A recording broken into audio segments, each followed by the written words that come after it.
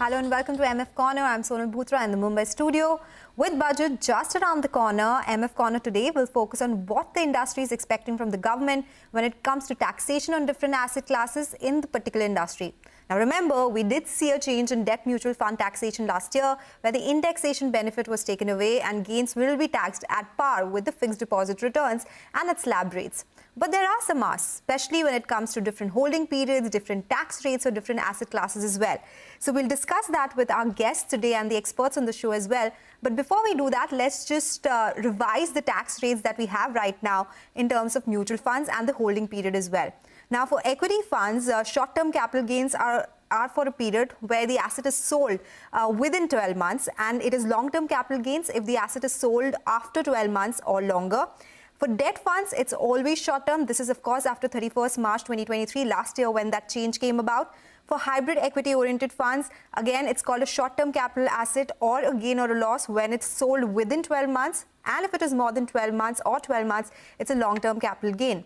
For hybrid debt-oriented funds as well, it's always short-term. But always remember, long-term capital gains of up to 1 lakh are exempt from taxation.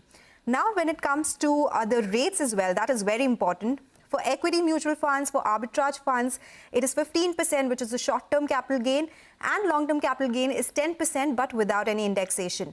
Other funds would be that invest at least 65% in equities, but for debt mutual funds, as we pointed out, it's always the slab rate on which it is taxed. If you talk about the other funds, be it conservative hybrid funds, again, it's always the slab rate. For the floater funds, which will basically invest at least 65% in floating rate instruments, it again is slab rate. And for aggressive hybrid funds, which will have equity component between 65 to 80% and debt component between 20 to 35%, it is 15% on short-term capital gains, but 10% on long-term capital gains. But again, there is no indexation available here. So these are the broad numbers and the broad rates that you need to remember. But let's get in the experts on the show today. We have a power-packed panel. Let's welcome Harshvardhan Roongta of Roongta Securities, Amarpal Chadda, tax partner at EY India, and Sushant Bansali, Chief Executive Officer at Ambit Asset Management. Gentlemen, thank you so much for joining us today. And we just saw some visuals as well of the AMCs, of brokers and the associations meeting Finance Minister Nirmala Sitharaman ahead of the budget session. So there have been a lot of asks. But let me come to you and start with you, Mr. Chadda. A lot changed last year, but in terms of mutual fund industry, what are some of the major asks that the industry has when it comes to budget changes? Sure, Sonal. And you're right, there's been a very big change last year. So the entire scenario around debt has become very difficult. Whatever we are hearing from, and typically for the mutual fund from the AMFI, the association has put across a charter of changes that they are looking at. And I think top of the list is that if the switches between a regular plan or a direct plan, a growth or a dividend plan, could that be eliminated? The tax element out of a switch could be eliminated. That's one thing which the lobby is expecting and is pushing for.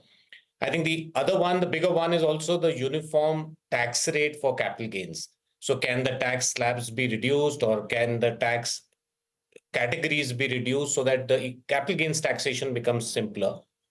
There is also one very interesting ask by the MFI around debenture-linked savings scheme at par with the equity-linked ELSS scheme. So these are the typical three demands that we are seeing the AMFI make. But I would say top of the list would be the switches, because that would make it easier for everyone. Given that debt doesn't have much options, there could be a push even for a DLSS kind of a scheme. So Sonal, these are the three things I think which is being pushed. Oh, yes. And, we'll discuss them in greater detail as well, especially on the debt side, because as we've been talking about the big change that happened last year, so maybe this could be a way to, push this particular category as well. Mr. Bansali, let me come to you. I wouldn't ask you specifically about mutual funds, but there are other aspects as well where assets under management, be it PMS, be it AIFs. What is the broader demand or the expectation that there is from the government this time? Sure. Thank you, Sonal, for calling on the show. As expected, I think the government's intention has been quite clear last few years. They've tried to rationalize and take out gaps, if at all, in the taxation side across categories. They want mutual funds to be saving. They want insurance for protection. They want banks to be the lenders. That's why I think they've been changing the tax rates to both enable savers to use mutual funds as well as persuade them to go from debt products to more to banks and from insurance production companies. From the perspective of PMS and AI, I think there are still some gaps and anomalies left compared to mutual funds and within AIF's different categories. One of the top demands on the AIF side has been to get category 3 AIFs, which invest primarily into equity markets, to bring them on par with category 2 and probably mutual funds as well on a pass-through basis taxation structure. Right now, the fund has to pay the taxes at the maximum marginal rate. And, we want this anomaly to be probably removed and get it in line with mutual funds and AIF category 2 with a pass-through structure, whereby investors will pay their own taxes depending on their own tax rates. So that's point one on AIFs. The second, on the PMS side, there are two things. First, probably the fees of PMS managers. That is right now not a deductible amount for most of the cases. It's not sort of a gray area, but a clarification will always help as part of rules and regulations and within the taxation structure. If it gets crystallized, to treat that as an expense, like what happens in mutual funds or AIFs. And the third, on the PMS side, I would say that if like mutual funds, if they are also charged tax on exits and churn from the PMS to another PMS rather than at the churn at the individual script level, like individual investors. So treat them alongside as professional managers, as PMS. So those, I would say, will be the key demands from the industry on PMS and AIF sides. Okay, all right. Very comprehensive. Thank you for that, and we'll discuss that in greater detail as well. But Mr. Roongta, let me come to you, because there are a lot of things that the industry wants. We don't really know what would go about, but some of the top demands that the industry you think should ask for or is already asking for. So, Sonal, I mean, there is a tax abnormality with regards to the gold funds. So, if an investor, and gold has become a popular investment option with investors, 2023, when in April 23, when the changes were effected with regards to the taxation funds, I mean, gold, I think, became a collateral damage, the gold funds typically. So, as of today, if an individual was supposed to invest in physical gold, if he or she holds on for 3 years, there is a long-term capital gains implication, which is around 20% with the tax benefit. And with regards to gold funds, because the equity component is less than 35%, as you had rightly posted on your initially when you started with the tax slabs, the gold funds are taxed even if it is more than 3 years. The investor is taxed at slab rates. Whereas if you're holding physical gold, then your taxation is different. For long-term capital gains is 20% with indexation benefit. So I think this collateral damage needs to be sorted out, and Finance Ministry would need to come out with some regulations and clarifications rather to say that gold funds are out of this purview. With regards to other big bang changes, I don't think the government would want to make shake the apple cart. Retail investors just started to make money into the equity markets, so I think there has to be some rationality with regards to the holding period. So, we were talking about capital gains tax being increased, and I really hope they don't do that. And instead, they could most certainly consider increasing the holding period to say probably 2 years for qualifying to long-term capital gains. I think this is one thing that is expected to happen. With regards to ELSS and DLSS, I don't quite honestly see the Finance Ministry introducing a new tax exemption provision purely based on the fact that, because there is an ELSS, why not have a DLSS kind of a thing? Because the push of the government is anyways onto the direct tax, I mean, the new tax regime. So I don't see them introducing a new category at this juncture where they are planning to take away all the exemptions under Section 80C. Okay, all right. So there are a lot of things which are asked for, but maybe all of them won't happen. But Mr. Chadha, let me come to you, because we spoke about DLSS and ELSS. So just taking that point forward, one, do you think there's a possibility that ELSS tax benefits could be done away with because there's so much focus on new tax regime? And if not that, do you think DLSS is still a far ask and that is not something that could happen immediately?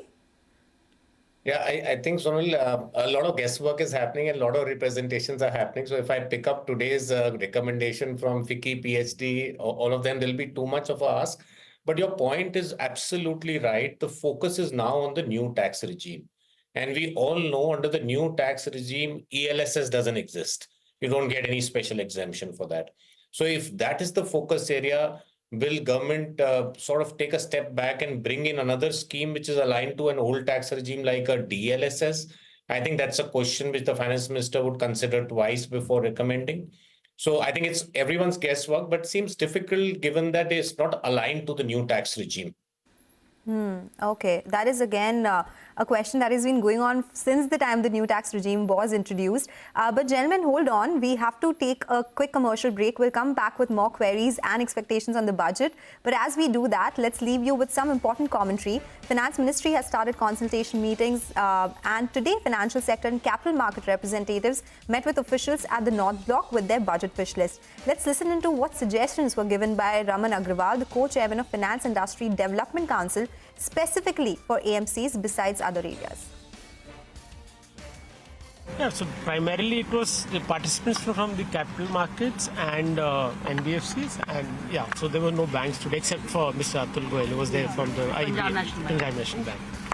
So from our perspective, we've made 3-4 quick points. One, we said that now that the sector has grown to be 12.5% credit to GDP ratios, there stands NBFC credit. And so there is a case to look at the funding because RBI is saying there is concern over dependence on banks. So that is where we raised that we need to have a direct handle for the government. So maybe a allocation of funds done to SIDBI or NABARD to do refinancing to NBFCs. And second point, we said since now the regulatory framework for NBFCs has been harmonized with that for banks, that remains incomplete if you are not given recovery tools like SFSC. So that point, Madam did react also that we need to look at how these anomalies can be removed. AMCs basically they are talking more about how to encourage more a lot of discussion on the gift city part also. How do we ensure that the whatever capital should not be going out of India? How can we retain more that in India? And there were also suggestions made on some of the arbitrage funds.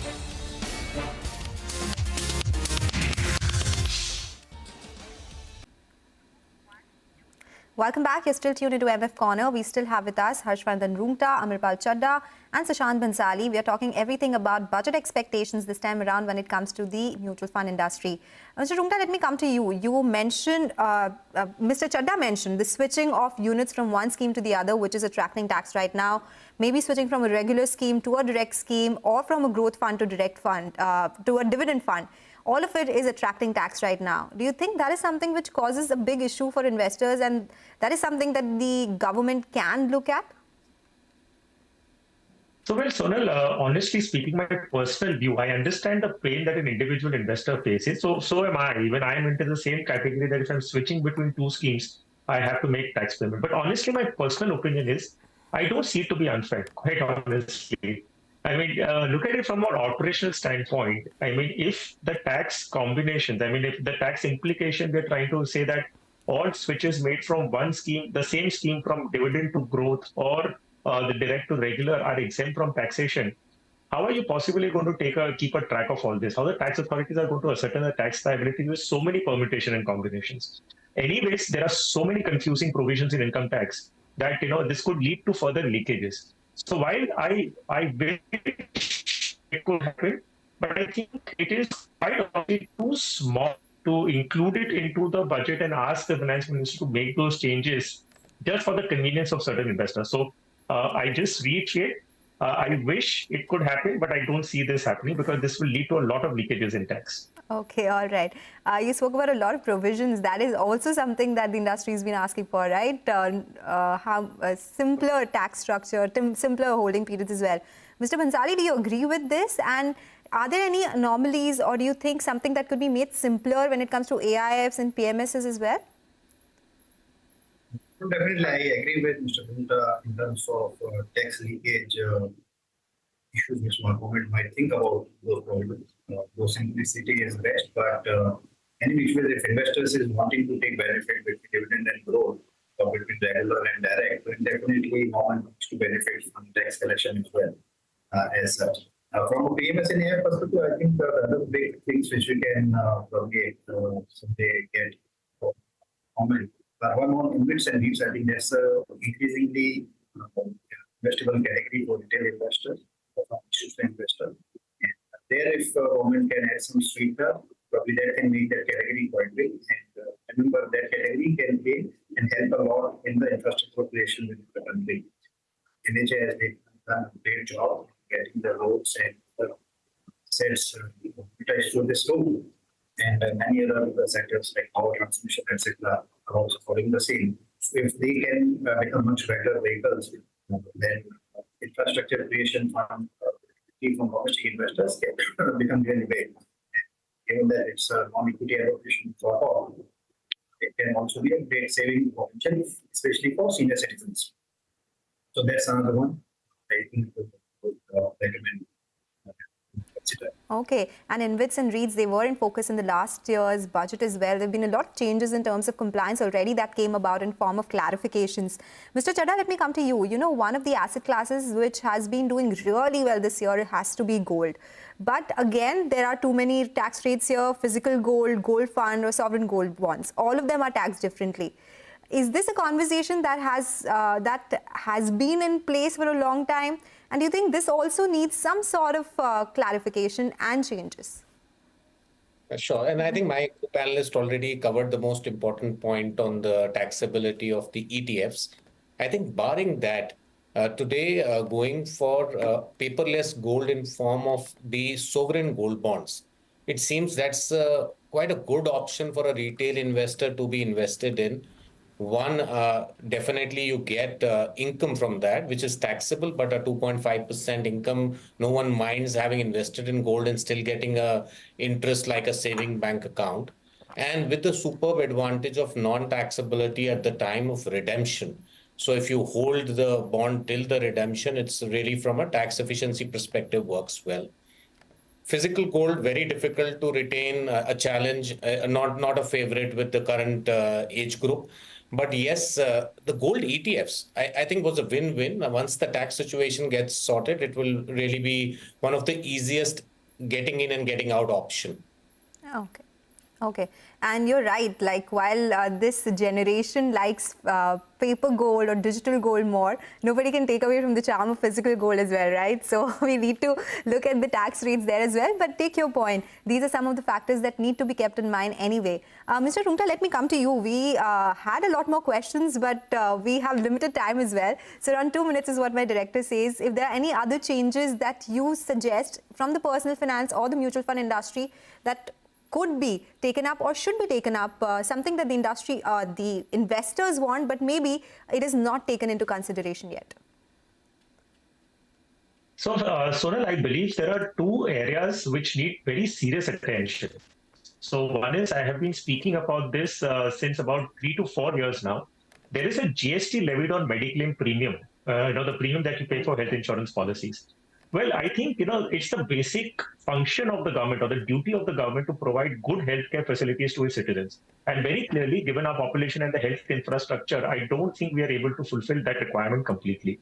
So in order to encourage citizens to go in for health cover, I mean, Mediclaim premium and medical insurance policies are the only way. Well, the government does give you certain deductions in the form of Section 80D for the premiums that you pay, which again will be taken away in the new tax regime. So I think charging an 18% GST on that premium is extremely cruel. I mean, given the rise in the cost of medical treatment and subsequently the rise in the premiums that year on year, I think there has to be some mind put on to whether a levy of GST is necessary.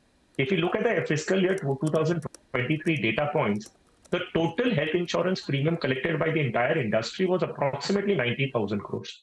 So the GST implication of that is about 16 to 17,000 crores. I'm sure our government in this current age and times can accommodate this 16, 17,000 crores worth of a GST in some other provisions. So I think this is something that I've been talking about since the last 3 to 4 years, and I'm hoping that there is something that will be taken up. The other area that requires a lot of attention again is the taxability on ULIP policies and life insurance policies. Well, there is a provision which says that if you're paying a premium up to 2,50,000 in a year in a ULIP policy, then the entire tax, the maturity proceeds that you will tax exempt. So there is no tax on that. We just spoke about a situation where the switches that you make into mutual funds are taxable. We're looking at all those kind of things. And on the other hand, you have a ULIP policy where an individual can pay 2,50,000 rupees in a year, and the entire gains that you make on that is tax exempt. Well, it doesn't kind of make sense when you have a product like a mutual fund being taxed and only 1 lakh rupees that you have on equities is exempt from taxation. And on the other side, you have 2.5 lakhs being paid over a couple of years. And all the gains that you make on that, on maturity, there is no capital gain whatsoever, where it functions exactly like a mutual fund where there are units. And the switches that you make in between that, whether you move from an equity to debt or debt to hybrid, there is no taxation whatsoever. Whereas we're talking about switch from a direct plan to regular being taxed here. So I think this kind of a tax abnormality needs to again be taken care of. And these are the two provisions which I think require immediate and urgent attention of the tax authority.